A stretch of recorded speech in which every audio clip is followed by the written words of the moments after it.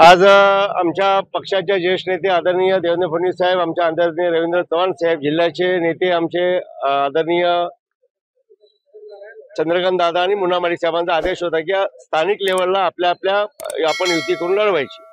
आपण स्थानिक नेत्यांसोबत युती लढायच्या नंतर माझा मुश्रीफ साहेबांची डिलार रोडला आझाद अर्बन बँकेमध्ये बैठक झाली। त्यांनी सांगितलं आपण चर्चा करून आपण काहीतरी आपण मार्ग काढूया, आपण बसूया। त्यानंतर माझी कोल्हापूरची भेट झाली, साहेबांनी बसूया सांगितलं।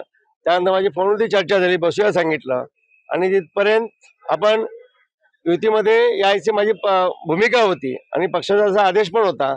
कल असला माझ्यामुळे दोन पक्ष एकत्र होतेच आणि एकत्र आले तर आनंद आहे आणि म्हणून आपण सगळ्यावरती भाजपच्या चिन्हावरती ही निवडणूक आपण लढवायचं आपण डिक्लेअर झालेलं आहे। दुसरी गोष्ट, हा बोला, माझं प्रामाणिकपणे बोलणं चालू होतं। 4 बैठका झाल्या, त्यांनी 2, 4, 5 जागांचा विषय होता। नंतर त्यांनी 6 जागा मागितल्या, आम्ही त्या द्यायला तयार झाल्यानंतर त्यांनी 9 जागा मागितल्या।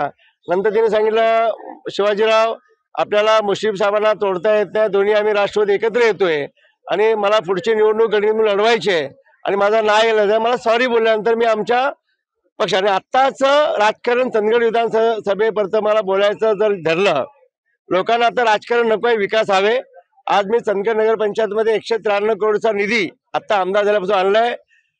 23,000 करोडचा निधी नागपूर टू गोवा आपण तो चांगला शक्ती मार्ग भक्ती मार्ग मंजूर केलाय।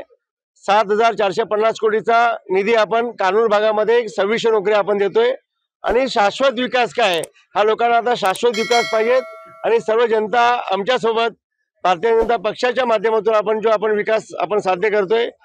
देवेंद्र फडणवीस साहेब आमच्या सक्षम आम्हाला पाठीशी आहेत, मंत्रिमंडळाचे सर्वच मंत्रीगण आपल्या चंदगड विधानसभेसाठी पाठीशी आहेत आणि